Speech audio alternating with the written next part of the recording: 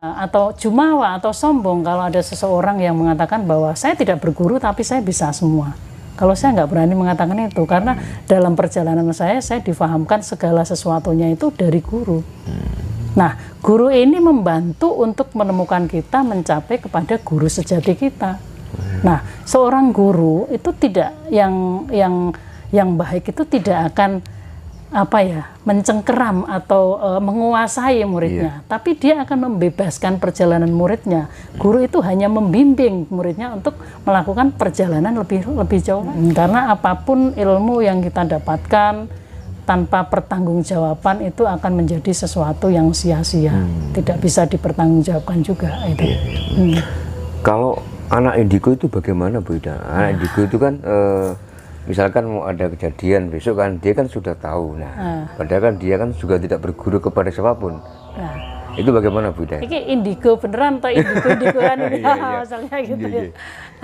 Jadi kalau menurut saya dalam tanda kutip indigo itu sebenarnya dalam tanda kutip sebangsa kutukan. Kutukan, jadi, Bu? Sebangsa kutukan. Kalau menurut saya sebenarnya berat loh jadi orang indigo yang bener itu, gitu loh. Makanya saya...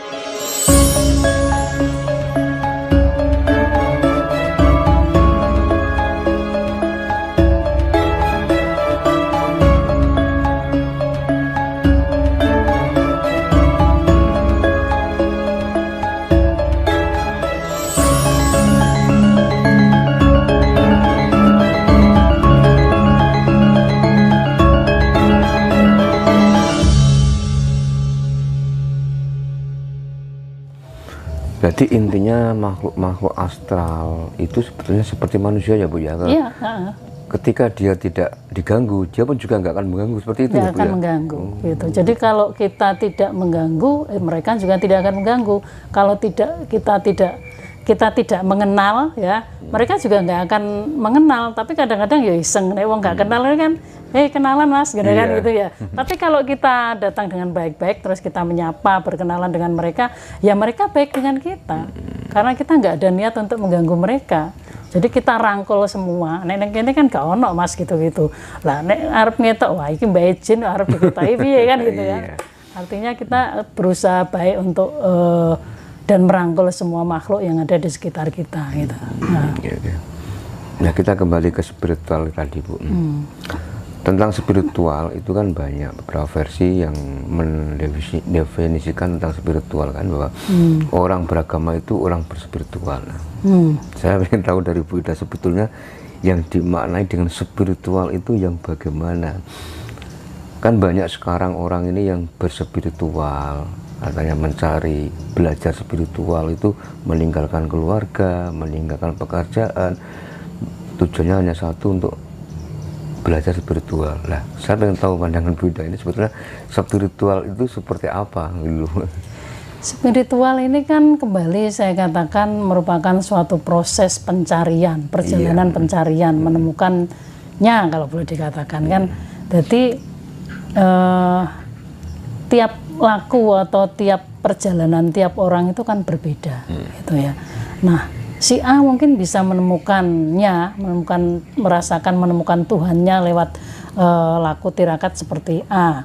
Yang si B bisa menemukan Tuhannya, pencarian Tuhannya melalui perilaku atau melalui kasus B. Si C juga begitu, bisa merasakan kehadiran Tuhannya itu melalui kasus yang dia temukan itu. Jadi tiap-tiap orang itu sebenarnya laku spiritualnya itu sangat unik dan berbeda gitu. Jadi tidak bisa disamakan, bahwa dalam tiap perjalanan kita membutuhkan seorang pembimbing atau guru itu harus. Nah, enggak kok kesasar gitu loh. Nah, orang yang sudah bisa mencapai spiritualitas tinggi itu biasanya ditandai dengan makin meningkatnya kesadaran dirinya.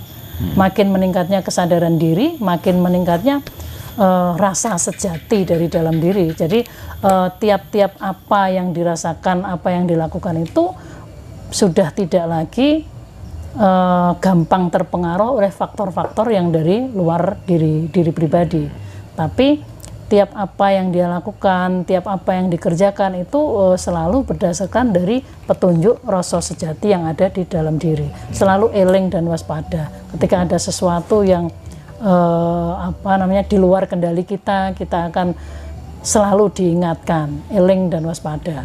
Nah, seorang spiritualis juga biasanya sangat easy going atau mengalir. Jadi di tiap kehidupannya dia tidak gampang tegang gitu. Jadi dia akan mengalir dan mengikuti petunjuk dari rasa sejati tersebut. Itu pencapaiannya biasanya seperti itu. Jadi seorang spiritualis juga mempunyai energi yang berlebih, yang lebih dibanding yang lain, sehingga dia mempunyai kapasitas untuk membantu orang lain dalam menyelesaikan masalah, biasanya begitu. Dia juga dilengkapi dengan makin tinggi spiritualitas seseorang, dia juga akan semakin dekat dengan alam, sehingga apa? Sehingga petunjuk-petunjuk hal yang akan terjadi di depan nanti itu bisa dia ketahui lebih dulu, atau dalam bahasa Jawanya itu weruh sadurunge winarah. Nah, seorang spiritualis mereka akan dibekali dengan ketajaman hati nurani, ketajaman insting dan intuisi, sehingga petunjuk-petunjuk dari alam itu akan cepat sampai kepadanya. Gitu. Pandangan Bu Ida terkait dengan orang yang belajar spiritual, terus meninggalkan keluarga, meninggalkan pekerjaan dan sebagainya, itu bagaimana Bu? Kan banyak suara orang seperti itu sekarang. Kalau pekerjaan itu ya nggak sepakat ya Bu ya? Iya, nggak sepakat. Justru dengan jadi seorang spiritualis harusnya makin efektif, makin powerful. Kalau bekerja juga harus makin banyak hal yang bisa dikerjakan, gitu loh. Jadi kalau di sini kan dulu pernah saya katakan bahwa filosofi kita itu kalau nek bengi dadio dewa, nek esok dadio menungso, gitu. Jadi kalau malam yuk kita hening, kita kalau yang beragama mungkin dengan laku sholat tahajud, sholat apa ya, yang Kristen laku tirakatnya seperti apa, yang Hindu seperti apa, berdoa masing-masing. Nah itu malam. Tapi kalau ketika pagi itu datang, siang itu datang, ya turunlah sebagai manusia, gitu, berkaryalah, mendekatlah ke masyarakat, berkiprah di masyarakat, gitu. Jadi kalau sudah malamnya itu kita sudah berdoa, sudah melakukan hening di atas atau tirakat di atas rata-rata orang biasa, selayaknya juga ketika turun juga harus memiliki energi yang lebih di atas orang rata-rata. Jadi jangan sampai menjadi seorang spiritualis malah nek bengi tirakat, nek awan turu lah play kan gitu. Kadang-kadang banyak juga teman-teman yang gitu, Mas. Jadi gitu kadang-kadang lah iki lak padha wae ceritane, nek bengi melekan nek awan turu, lah iki nyaur utang gitu kan gitu. Jadi kalau malam itu kita tirakat, tapi juga tetap ada fase tidurnya. Kalau saya rakyat tangorong jam 3 jam ki tidur, kecuali ada ngebleng atau ada sesuatu khusus yang harus saya tangani gitu kan, yang membutuhkan tirakat khusus, nah itu beda lagi gitu. Tapi kalau yang harian biasa, saya selalu menyempatkan diri harus ada waktu juga untuk istirahat. Agar apa? Agar fisik kita, raga kita ini juga terjaga gitu. Jadi artinya gini, ketika kita tirakat juga kita jangan sampai memperkosa raga kita sendiri gitu. Jadi laku tirakat itu seyogyanya disesuaikan dengan kemampuan dari fisik atau raga kita, agar apa? Raga ini nggak rusak gitu. Nah, kayak ibaratnya burung dalam sangkar. Nek sangkarnya ini rusak lah, burungnya lah melayu ning dindi kan gitu. Ya kalau sangkarnya, kalau raga kita ini rusak lah, roh kita, sukma kita, jiwa kita ini juga ikut nggak sehat gitu. Tapi kalau wadah kita tetap laku tirakat, tapi kita juga memperhatikan kesehatan dari badan kita sehingga tidak terkesan menzalimi diri sendiri gitu. Nah itu kan harus imbang gitu. Tapi justru sekarang itu malah kebalikan, beda. Orang mencari guru spiritual, belajar spiritual, malah justru nunggu dia kena problem, kena masalah, baru bingung mencari guru. Nah itu itu kuali-wali ya. Jadi spiritualitas itu kita butuhkan kapanpun, ada tidak ada masalah, kita harus tetap berlaku tirakat. Ya, laku tirakat ini kan dalam rangka mengontrol apapun. Puasa kita mengontrol pengendalian diri, kungkum kita belajar pada air, dan laku tirakat lain. Jadi jangan menunggu ada masalah besar baru tirakat, ya, nanti badannya kaget. Karena apa? Begitu kena masalah besar akhirnya kaget, laku tirakatnya dibuat atau diarahkan sama gurunya itu yang kelewatan karena kadar masalahnya tinggi, akhirnya rusak semua. Gitu. Badannya nggak kuat, bukannya malah menyelesaikan masalah, yang ada malah memperparah masalahnya. Karena tanpa fisik yang kuat kita juga tidak akan bisa menyelesaikan masalah. Gitu. Kalau saya kan belajar untuk berspiritual, tapi juga kita tetap memakai akal dan logika. Kalau sudah seseorang guru itu menyuruh sesuatu yang tidak masuk akal sangat gitu ya, saya pasti akan bertanya gitu, ini maksudnya apa ini Romo atau guru gitu. Kalau beliau bisa menjelaskan dengan baik ya saya akan lakukan, kalau tidak ya kadang-kadang saya juga ngenyang gitu itu tadi ya. Ya gitu. Semua manusia wajib untuk berspiritual. Bukan wajib, tapi memang sudah dikasih. Memang sudah dikasih. Memang sudah dikasih. Sejak lahir. Sejak lahir itu sudah spiritualitas seseorang itu sudah ditiupkan bersamaan dengan ketika dia patrap satu. Kalau ini kan patrap satu sebenarnya. Ketika keluar dari kandungan gini itu tangan membuka, kaki jejak itu patrap satu. Kalau dalam ilmu sastra Cindro itu, sastra Cindro Hayuningrat itu, Pangruating Diyu itu kan udah patrap satu buka. Nah itu dengan sendirinya tek itu sudah ditiupkan ruhnya, spiritualitas itu ada. Itu loh. Nah karena belum berkembang, belum akalnya belum hidup, fisiknya belum memadai untuk mengasah, maka ya belum terasah, tapi ada. Gitu. Nah, spiritualitas seseorang itu kan tumbuh seiring dengan tumbuhnya fisik dan juga raga ya. Fisik itu raganya bertumbuh, terus kemampuan berpikir logikanya bertumbuh, kemudian mereka juga bertumbuh juga. Gitu. Tinggal orangnya ini paham nggak, ada yang mengarahkan nggak. Gitu. Kalau tidak diarahkan, ya hanya jadi kadar spiritualitas yang biasa untuk kehidupan yang biasa.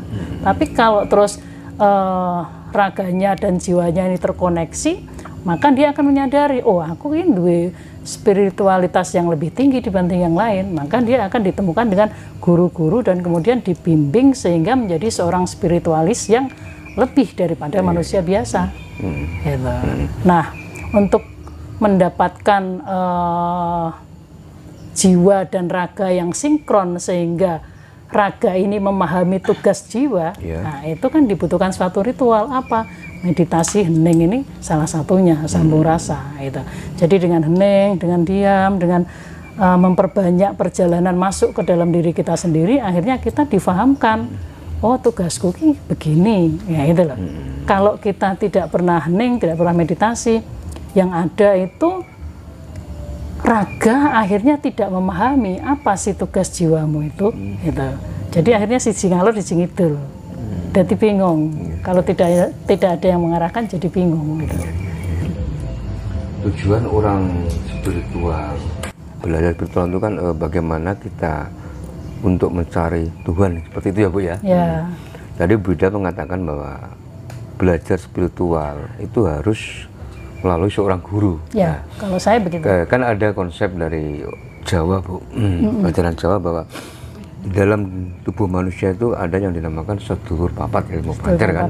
Ya. Nah jika manusia mau merawat dan memelihara dari yang dinamakan sedulur papat itu, mau apa saja itu pasti terwujud. Nah, dan kita tidak usah berguru kemana-mana, cukup berguru dengan diri kita sendiri. Nah, bagaimana pandangan Bida tentang pemahaman seperti itu? Sedulur papat ilmu pancer itu kan kalau dalam khasanah Jawa itu kan ya Kakang Kawah Adi-Hari. Iya. Itu kan beliau semua yang menemani kita sejak di dalam rahim sampai keluar. Betul. Jadi kita meyakini bahwa walaupun mereka sudah kita pendam, tapi secara metafisik ruh-ruh mereka itu masih mendampingi kita. Mungkin kalau dalam agama Islam itu dikenal dengan konsep malaikat. Kalau dalam Hindu mungkin dikenal dengan konsep kedewaan, seperti itu. Nah, ini adalah bagian dari diri kita, gitu, untuk membimbing kita menuju kesejatian. Tapi tanpa guru dari guru yang di luar ini, di luar sedulur papat ini, kalau saya nggak bisa. Mustahil ya Bu ya? Mustahil itu. Jadi jumawa atau sombong kalau ada seseorang yang mengatakan bahwa saya tidak berguru tapi saya bisa semua. Kalau saya nggak berani mengatakan itu, karena dalam perjalanan saya difahamkan segala sesuatunya itu dari guru. Nah, guru ini membantu untuk menemukan kita mencapai kepada guru sejati kita. Nah, seorang guru itu tidak yang baik itu tidak akan mencengkeram atau menguasai muridnya, tapi dia akan membebaskan perjalanan muridnya. Guru itu hanya membimbing muridnya untuk melakukan perjalanan lebih jauh lagi. Iki lo dalane, iki lo carane, begini lo. Nek salah menggok balik meneh, ayo. Itu nek ketubruk, yuk tangi melaku meneh. Dibimbing terus dengan laku tirakat, dengan cara-cara beliau, sehingga kita benar-benar bisa menemukan guru sejati kita. Nah, kalau kita sudah menemukan guru sejati kita, ya otomatis semuanya akan kita ambil atau akan kita lakukan sesuai dengan arahan atau keyakinan dari guru sejati kita. Nah, guru-guru kita yang lain-lain di luar ini kan ya beliau membimbing selama masih hidup. Iya. Kalau beliau sudah mati ya siapa lagi yang mau membimbing? Kan diri kita sendiri, gitu loh. Jadi kalau ada kadang-kadang orang yang bilang saya nggak berguru tapi saya berguru ke alam. Alam juga guru, gitu loh. Jadi jangan bilang tidak berguru dan bisa sendirinya tanpa bantuan siapapun, itu kalau menurut saya kurang pas gitu. Karena apapun ilmu yang kita dapatkan tanpa pertanggungjawaban itu akan menjadi sesuatu yang sia-sia, tidak bisa dipertanggungjawabkan juga itu. Kalau anak indigo itu bagaimana, Bu Ida? Anak indigo itu kan misalkan mau ada kejadian besok kan dia kan sudah tahu. Padahal kan dia kan juga tidak berguru kepada siapapun. Itu bagaimana, Bu Ida? Ini indigo beneran atau indigo-indigoan ini masalahnya gitu ya. Jadi kalau menurut saya dalam tanda kutip indigo itu sebenarnya dalam tanda kutip sebangsa kutukan. Kutukan, jadi, Bu. Sebangsa kutukan. Kalau menurut saya sebenarnya berat loh jadi orang indigo yang bener itu, gitu loh. Makanya saya bilang kutukan dalam tanda bukan negatif loh ya. Jadi sebenarnya berat. Saya ngomong kutukan ini karena berat gitu loh, bukan karena bukan karena tidak baik, bukan. Karena saya tahu pasti bahwa seorang yang benar-benar indigo, bukan indigo-indigoan ya, itu berat dan sebenarnya mereka itu pengen lepas gitu, pengen sembuh. Kenapa? Bisa, Bu? Bisa gitu, bisa. Kalau kita bantu, kita arahkan dengan laku tertentu itu mereka bisa. Kita tutup itunya ya, indranya itu bisa sembuh gitu. Tapi benar-benar harus dalam bimbingan yang benar-benar ketat banget gitu. Harus itu kan ekstra ya, Bu, ya? Jadi kadang-kadang kita ini membedakan yang benar-benar indigo sama yang indigo-indigoan. Nah, itu perbedaannya di mana, Bu Ida?